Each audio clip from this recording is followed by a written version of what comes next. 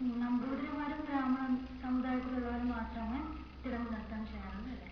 നമ്പൂതിരിമാർ മാത്രമേ ചെയ്യൂ. ബ്രാഹ്മണ നമ്പൂതിരിമാർ പൊതുവെ ഇതിൽ ഉണ്ടായിരുന്നു.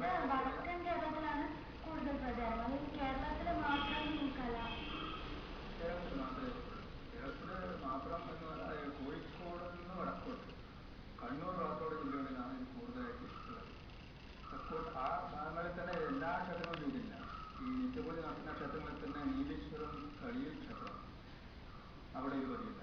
പയ്യന്നൂര് സുബ്രഹ്മണ്യ സ്വാമി ക്ഷേത്രം, അവിടെയും ഇത് പറയില്ല. ആടെ ശ്രീഭൂതീയ കാര്യങ്ങളെല്ലാം നടക്കുന്നുണ്ട്.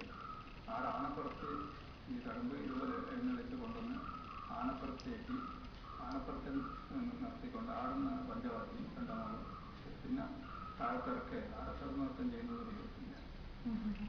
അങ്ങനെ അപൂർവം ചില ക്ഷേത്രങ്ങളിൽ ചിലർക്ക് ആനയെ കൊണ്ടുപോകാൻ പാടില്ല. അങ്ങനെ എന്തോ തൃച്ചംബരത്ത് ഈ കടമൊക്കെ ചെയ്യാറുണ്ട്. ആടെ ഈ എല്ലാ കാലവും ഇല്ല.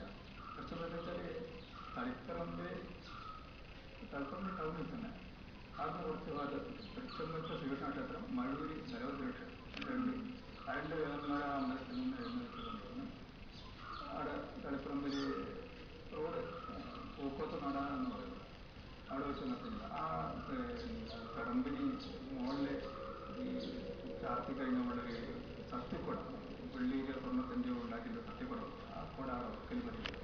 അതിന് വേറെ എന്തോ ഒരു വൈദ്യം പറഞ്ഞിട്ടുണ്ട്. അത് പാടില്ല. ദേവന്മാർ ഈ അവസരത്തിൽ പുഷ്പവൃഷ്ടി നടത്തും. പുഷ്പവൃഷ്ടി നടത്തുന്ന ദേവനെ അത് ഏൽക്കില്ല. അതുകൊണ്ട് ഇത് കുട വേണ്ട. അതുകൊണ്ട് അവിടെ തടമ്പിന് രണ്ടിനും കുട ഇടാൻ പാടില്ല. അപ്പം അങ്ങനെ ഓരോ വീട്ടിലോരോ ഇതാണ്. ചില വീട്ടിൽ ചുഴലി ഓരോ ക്ഷേത്രത്തിൽ അമ്പലത്തിൽ വെച്ചൊരു നൃത്തത്തിന് മുമ്പായിട്ട് കടന്നു ചെയ്യുന്നതിന് മുമ്പായിട്ട് നാട് വലം വെക്കൽ, ഗ്രാമത്തിൽ ഇത് കടന്നു വെച്ച് പോയി ഓരോ ദിക്കുന്ന ആദരവ് വെച്ച് വാങ്ങി ആൾക്കാരെ തൊഴാനും പിന്നെ പ്രാർത്ഥന വഴിപാടുകളെല്ലാം കഴിക്കാനുണ്ടാകും.